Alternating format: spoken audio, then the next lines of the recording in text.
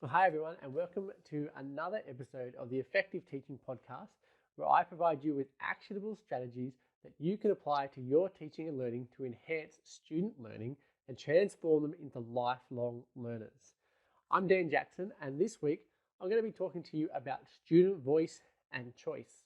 Now, this is episode 39. If you want to go and see the show notes or watch this video that's also going along with it, go to teacherspd.net/39 and you'll land on this episode. So let's start by talking about why we should promote student choice and voice. I'm going to give you three kind of main reasons here. One is that it increases student engagement. Okay, they're going to really engage more with the learning and with the activities that you're asking them to do if they get some kind of choice or voice in terms of what's going on. It's also going to provide some more meaning for them because they're going to choose things that are more meaningful for them. And it's going to make learning more relevant for them as well, because these things are all part of that aspect. If you get to choose what you're learning about, or you get to have a bit of a voice in terms of what's going on for your learning, then you enjoy that sort of sense of autonomy, and you tend to choose things that are more engaging for you, that have more meaning and are more relevant for you as well as a learner. So allowing our students choice and voice promotes this, but it's also going to promote them as lifelong learners. And it's going to provide them with really key skills that are required to help them to become lifelong learners, because you want them to really be engaged in what they want to learn, and that helps them to become lifelong learners. The other question is, why not? Why wouldn't you allow student choice and voice? And I've heard teachers say a whole bunch of reasons for why they wouldn't. It might be that we have to teach the outcomes or the standards, and so if we allow student choice or voice, they're not going to be able to teach that. I'll talk to you a bit about that, but really, I want to tell you that when you provide students with choice and voice, it should be within those standards, and so you should be making sure that you're still addressing those, or still meeting your outcomes, but allowing student choice and voice within that. Maybe you're going to say you don't have time for this, because allowing students to have choice or voice does take up some time. But again, if you allow them to have this choice, the rate at which they work and the amount of learning that occurs is actually going to be a lot faster and more than if you don't do this. Next, people often tell me students will choose things that I know nothing about as a teacher. And to that, I actually want to say great, because it means that you will also do some learning, because your students are going to do the learning and share it with you, and you're going to learn something about what they're interested in, and that gives you greater insight into your students, which is also something that you should be interested in to help you to make sure that you're a more effective teacher, to help your students learn and become that lifelong learner in the classroom. And the last one, teachers complain to me that it's more work. To allow students to have choice or voice in what's going on in the classroom, it requires work. It also requires flexibility from the teacher. And so if you don't want to do that, then as a teacher, if you don't want to put in more work, then just find another profession, because teaching is a lot of work. Everything that we do requires work. And if you're going to do teaching well, it is going to require a lot of work from you. And so I'm going to tell you that something being more work is not an excuse as a teacher to not try it.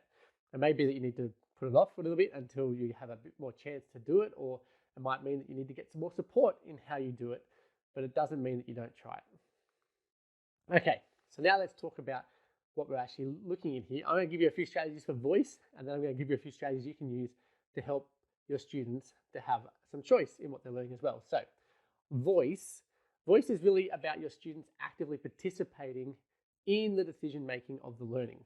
So that can be them, for example, I want to start at the very more in-depth end, to be honest. It could be them co-designing a small unit, and you're doing that with them that helps target specific outcomes, or even the criteria that's used for assessment. So if you sit down with your students and you do some co-creation of units, and I've got to say, Trevor McKenzie, in his Dive into Inquiry book, has a great section on how to do this with students, and he uses the Understanding by Design kind of framework with his students. And obviously this is scaffolded beforehand, and he's gone through this process a bit with the students, and I would encourage this to not be the first thing that you do. But if you're a very experienced teacher and you're good at being flexible with your students, this would be a great thing for you to do, to start off a term actually with very little plan for your unit, and sit down with your students and say, look, these are the outcomes that we need to achieve. What kinds of things should we do to meet these outcomes? And get their say in what you want to do, and then include at least some of those in what you then plan for the rest of the term. Or maybe they can help plan it out for you. And then it'll, in one sense, kind of reduce your workload because your work in terms of planning that unit out is going to be done with the students in that first lesson. Obviously, it might take a couple more lessons than that. Or you can do the same thing with like assessments and marking criteria. You can say, I have to assess you against these criteria or against these outcomes. Let's sit down and we can come up with assessments that you guys be happy to do that assess your knowledge and skills in these areas. And that again is allowing the students to have voice and having a say in the decision making that goes with their learning. The next strategy is to get them to provide you with a series of questions on a topic that they want to cover. And then you use that for what you then do for the rest of the learning. So one thing that I use is highly in. So I'm a PDHPE teacher, and one of the things we have to teach is sex ed.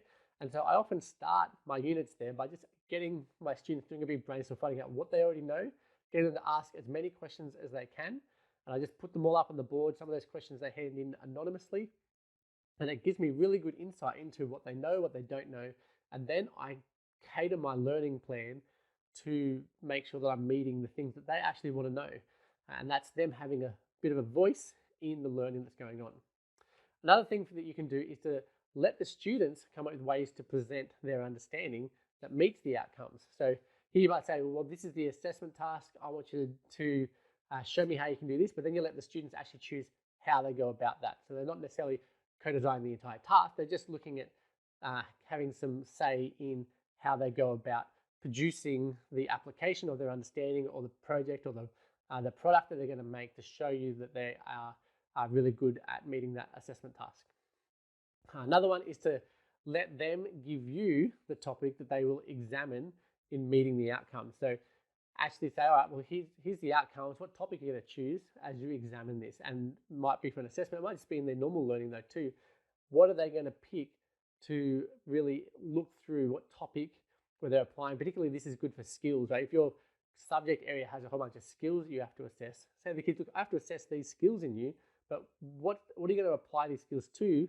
You can pick pretty much anything as long as you're showing me these skills and see what they come up with. You might be surprised. Another one is to let them give you the due date for when an assignment might be due. And now, of course, you need to do that within restrictions, but you might be able to plan that with the kids and go, hey, look, we have to have an assignment. It's got to be done before your reports that are due at this point. So, when would you like it to be due? And so they might go, you know what? A lot of our teachers have told us that we have to hand everything in week 9 this term. Let's make it during week 5. Let's just make it a shorter assignment. And they might be really thrilled with that because it means that it doesn't cluster up their assessments throughout the rest of the year. And finally, another tip here for student voice is to let them provide each other with feedback. So actually have them share all their tasks and stuff. They'll work with each other and get feedback from each other. But even more than that, I want you to encourage you to make sure that you are getting feedback from your students about how your lessons are going, how your unit's going, what they liked, what they didn't like, what they really learnt a lot from, and what they still find really confusing because of what happened in that lesson. It's really important if you get that feedback from your students to then adjust your practice. And if you do this regularly, like every week or every couple of weeks, then you can actually adjust what's coming next for those same kids to adjust what's they're learning and help them to learn the things that they are struggling with or the things that they really enjoyed. You can provide more similar type activities for them to help them with their learning, and they will see that they're actually getting to contribute to how their learning progresses, and that's really important. We then switch over to choice, and so choice is them selecting between various options that are provided, right? So they can't, for example, have a voice and be involved in the planning of stuff if that's very, very limited. So one strategy that I encourage you to do is to give students a choice in the content or the topic that they cover. So here, it's not them just coming up with anything random. It's you saying, all right, we have to cover this particular thing. You can choose either this context, or this context to apply it to. Or maybe you're going to tell them, look, I want you to create something that communicates really well. You can make a video, a podcast, or an infographic. And so you're still allowing students choice in what they're doing, but they're just looking at, but they don't get to just come up with anything. So choice, but not just any random thing that they come up with. So you can do this both in their content, so they can choose their content, or they can choose how they go about presenting things to you. Another strategy is to let students choose who they will work with. So rather than allocating groups, you might say, all right, who would you like to work with? Come up with your own groups as a class, and then get them going like that. And then they get to at least have a choice in who they're working with, or maybe they'll have a choice in who they apply stuff to.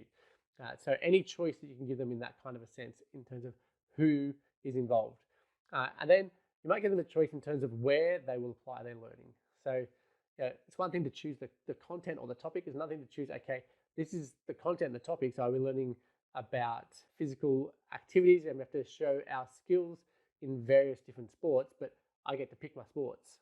And so I'm going to choose that I'm going to go and apply it into dance, or I'm going to apply it into gymnastics, or maybe I'm going to apply it to football or into cricket or something like that. Giving them choice in where they actually apply what they've learned, whether that be the content or the skills, giving them choice in terms of how they or where they apply it. And this comes up a fair bit in PBL too, I find, where students get to choose the product that they're going to create, and sometimes they choose who that product is for too. So at the moment, for example, across my school, my students are doing a PBL unit and they get to choose what they make, but they're also choosing who they're making it for. And so for some of them, it's an individual that they're making it for. For others, it's a group or it's an organization that they're making it for, some kind of community group that they're looking at. So they're getting that kind of choice within what they're doing. So allowing students to have voice and choice is really important for their learning, because it increases their engagement, it increases the meaning that they're going to gain from what they're doing, and that actually builds up to being, for them having better retention of their learning, for them being more involved and wanting to apply it. They're more motivated to learn new skills that they need, and that's really important to then to set them up to become successful lifelong learners. So this week, what I want you to do is to try one thing in each lesson and reflect on how it goes. So you might give them some choice in their assignment. You might give them some choice in what maybe the applications they're going to use, or how they're going to present some information to you. You might give them some choice in terms of who they're going to work with, or some choice in the sense of when things are due, or something like that. You're going to give them some kind of choices, and then I want you to reflect on it and see how it goes. And then I want you to come and leave a comment at teacherspd.net/39. Leave a comment there and let me know how it went. I want to know whether or not you allowing the students to have more voice and choice has actually meant that your students were more engaged, or did it maybe backfire, maybe it blew up in your face? I don't know. But I want you to really think about it. I want you to plan each one. I want you to do one at least in each day, right? Pick one lesson each day that you're going to put this into, and then reflect and see how it goes, and then come back and share it with me at teacherspd.net/39. Now, also, as part of this episode, I've also created an infographic for you that will give you 10 ways to allow your students to have voice and choice in the classroom. Now, go to teacherspd.net/39 and you can download that infographic. And if you want to, you can then print it out and blow it up, stick it on your walls, and really find ways to enable your students to have more voice and choice in your classroom. All right, well, that's it. Thanks again for listening to me. I would love to hear what you're doing with all this choice and voice. So please make sure you head to teacherspd.net/39 and let me know what you have done this week for your students in the comments. I look forward to seeing you next week.